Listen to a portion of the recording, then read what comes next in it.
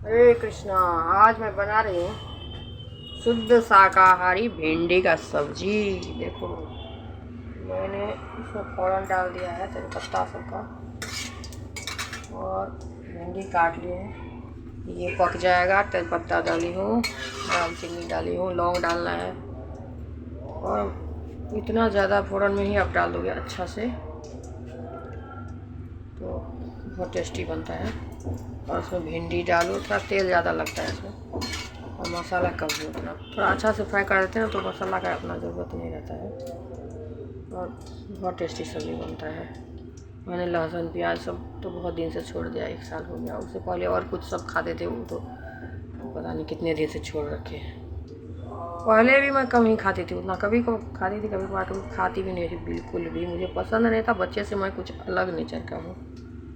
तो और सलमान खान का कौन सा गाना है, क्यों किसी के वफा के बदले वफा नहीं मिलता। वफा कैसे मिलेगा भाई, जब सबका मन अलग अलग है। होगा ही, जब एक हाथ में 5 उंगली एक जैसा नहीं रह है तो दूसरे को कैसे खुश रख सकते हो। कोई किसी को खुश नहीं रख सकता है, चाहे आपने कितना भी प्यार क्यों न हो, समझे ना। और पहले ज़माना में जो अरेंज मैरिज होता था तो वो सही था। और जो जाते थे वहाँ, और हमारे बिहार में है सौराठ का स्वभाव। मेरे नानिया ससुर भी वहीं से अपने मतलब नानी माँ को खोज के लाई थी। तो बोल रहे थे तुम्हारी नानी माँ बहुत अच्छी देखने में, तो मुझे पसंद आ गई तो मैं इन्हीं को माला पहना दिए थे। मेरी नानी माँ नेपाल की थी। तो कोई किसी को खुश नहीं रखता। वो अरेंज मैरिज सही था पहले, किसी की तरफ कोई इतना नहीं होता था, एक दूसरे की तरफ बहुत सम्मान की तरफ देखते थे और दूर दूर रहते थे। इतना ज़्यादा लोग चिपकते नहीं थे पहले के ज़माना में। दूर दूर रहते थे तो अच्छा था, ज़्यादा दरवाज़ा पर रहते। जब तक पापा मम्मी घर में है तो इतना अपने पत्नी से बात नहीं करते थे, सब अच्छा था, कोई गड़बड़ नहीं था, एकदम अच्छा था। जब आप नहीं देखते हो एक दूसरे को एक दिन तो फिर पूरे दिन तो फिर अच्छा मतलब शाम में देखोगे अचानक से तो अच्छा लगेगा। आजकल तो ऐसे घुसे रहते मर्द को, बहुत बेकार। अब बाहर में आकर के तो और बेकार हो गया। यहाँ तो जैसे घुट गए हैं हम लोग, जितना गाँव का रहने वाले लोग यहाँ से बुरी तरह से घुट गए हैं। पता नहीं कब बिहारी भी हम लोगों को अपना जगह पर भेजेंगे, अपना खेती जगह में एकदम हवादार। हमारा बिहार भी राजधानी बने और इतना अच्छा राजधानी बनेगा। ये तो दिल्ली में तो बहुत कसमाकस है, यहाँ बड़े बड़े लोग रहे, यहीं से शासन करते रहे अपना, और सब उनके मतलब बात सुन के अपना ज़िंदगी अच्छा करते जाए, बस ऐसा होना चाहिए। दिल्ली में नहीं उतना रहने वाला, बहुत कंजेस्टेड एरिया है। वो तो हम लोगों का घर यहाँ पास में है, इतना बड़ा पार्क है 150 बीघा का, अटल जी ने बना दिया तो चले जाते हैं, लेकिन बहुत कंजेस्टेड है, बहुत ज़्यादा। इसलिए अपने गांव के एरिया में जाना चाहिए सबको, और टाइम लगेगा थोड़ा। और जो ये साबुन लगे लोग ठीक सर्फ एक्सल, सर्फ सबसे नंबर 1 पर, क्योंकि सर्फ एक्सल बहुत अच्छा है। इसमें पानी भी कम लगता है और कपड़े भी झकास साफ होता है और सेंटेड भी होता है, और सर्फ भी थोड़ा लगता है। दूसरा सर्फ मतलब इतना डालो 70 रुपये किलो मिलेगा, लेकिन डालना पड़ेगा इतना ज़्यादा, उसमें इतना पानी लगेगा, बहुत बेकार रहता है। लेकिन सर्फ एक्सल 140 रुपये किलो है, लेकिन 1 किलो लाओगे तो शायद 2 महीना तो जाएगा ही। तो छोटा परिवार है तो 3 महीना समझ लो, क्योंकि थोड़ा डालना होता है और पानी भी नहीं रहता। बाहर के लिए तो बहुत अच्छा है, दिल्ली सब एरिया के लिए सर्फ एक्सल एकदम बेस्ट है, नंबर 1 क्वालिटी का सर्फ है। तो हम लोग वही ज़्यादा यूज़ करते हैं, और भगवान का कृपा जिस पर होता है ना, वो उसका सब कुछ अच्छा ही होता है, क्योंकि पूजा पाठ बहुत ज़रूरी है।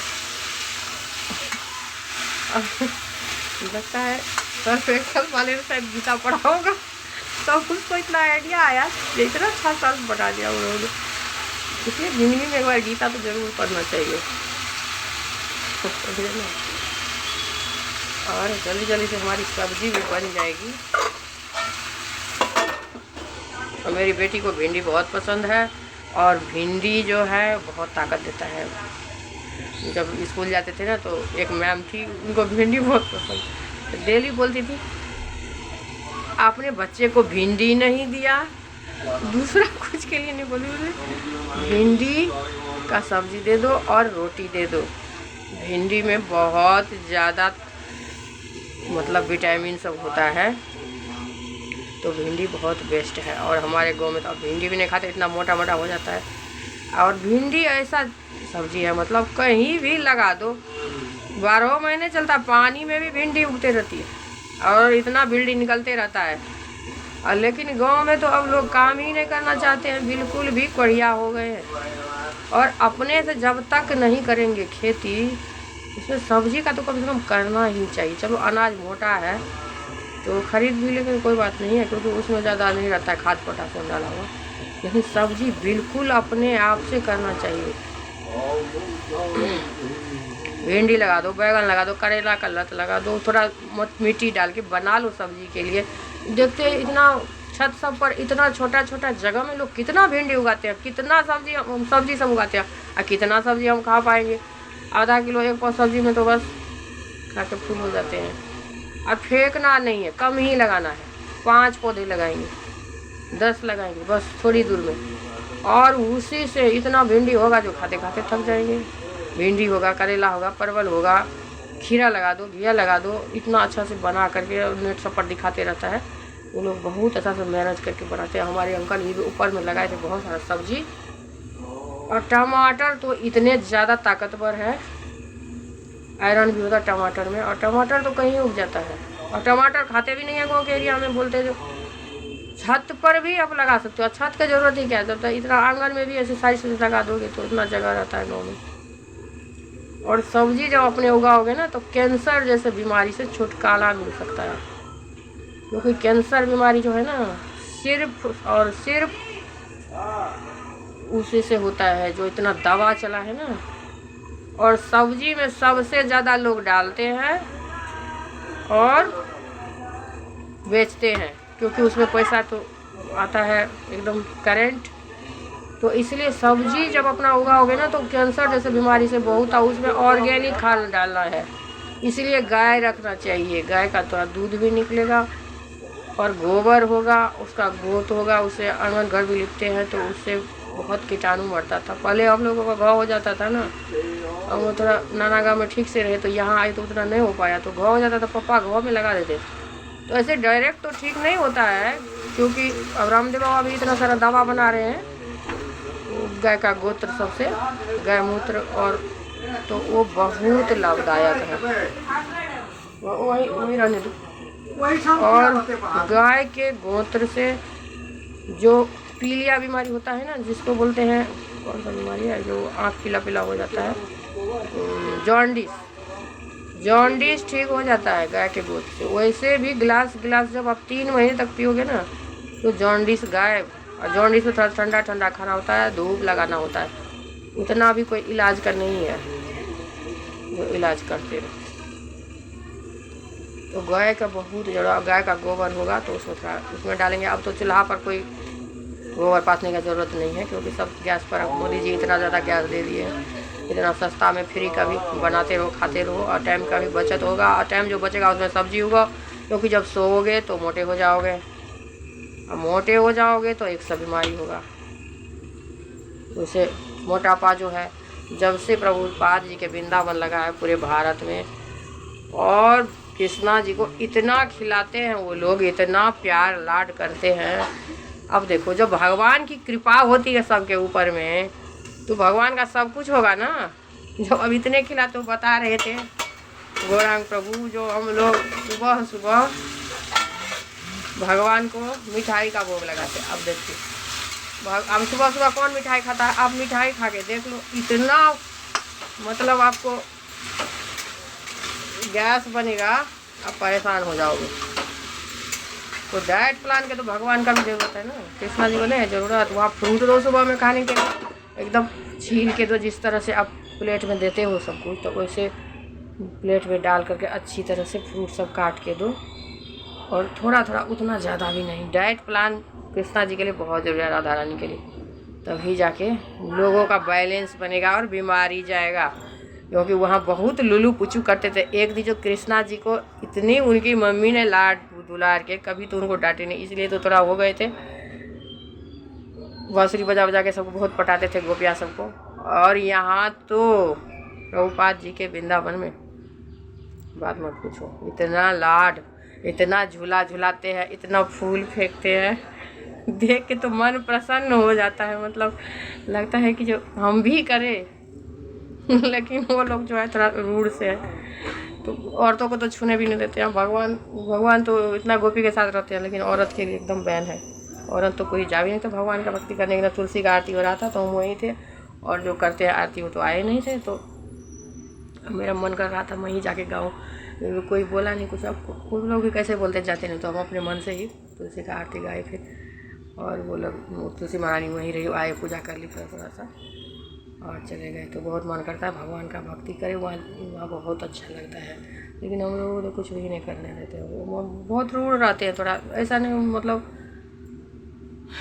टाइम देना चाहिए। अब जिसके पास में 11,000 नहीं है तो भगवान का अभिषेक भी ना करे, कुछ भी नहीं करे। भगवान का भक्त कोई भी हो सकता है। और भक्ति क्या है, इतना भगवा पान लेता भी भक्त हो गए। हम लोग परिवार में रह के भक्त नहीं है भगवान का, बहुत मतलब इतना श्रद्धा है, आप पूछ भी नहीं सकते हो भगवान के प्रति में। और भगवान की कृपा भी क्या है हमारे मेरे ऊपर में, शायद इस्कॉन में ऐसा आज तक नहीं हुआ होगा जैसा मेरे साथ हुआ है। इतना भगवान कृपा करे मेरे ऊपर में। तो भक्त तो हम ही हैं, भक्त प्रहलाद ही है। ऐसे हमारे घर में हम बोलते हैं जब सब कुछ भगवान ही भगवान है, तो बोलते कि जो पगला गई है और प्रहलाद बन गई है। नहीं, भगवान है, भगवान ही भगवान आ करके इतने सारे। कृष्णा जी के बाद में भगवान ऐसे पूरा आए नहीं है जो उसमें भी वो सल्यूशन छुपा के ही रखे थे। पूरा सल्यूशन कहाँ दिए थे पृथ्वी पर, और गौर नहीं था भगवान भी आए।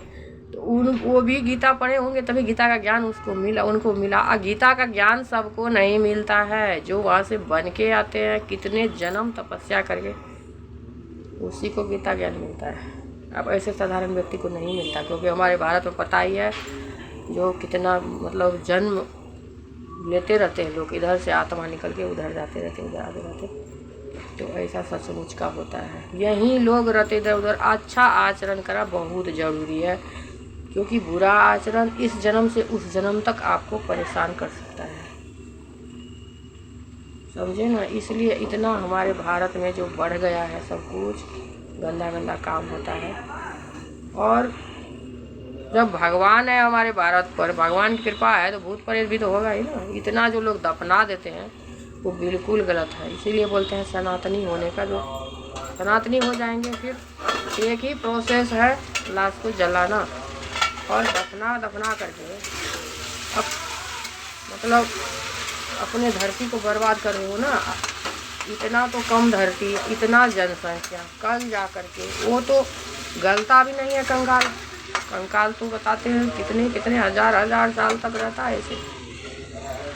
तो एक ही प्रोसेस होना चाहिए जो लाश को जलाने का, चाहे कोई भी धर्म हो, तो उसमें मुक्ति भी मिलती है। भूत प्रेत तो इसीलिए घूमते रहता है, जलाओ फिर जाके गंगा में डालना भी नहीं है वो सब, उससे कुछ भी नहीं होता है। जा करके और नहा करके और तिलांजलि, हम लोगों के यहाँ क्या देते थे, तिलांजलि देते थे।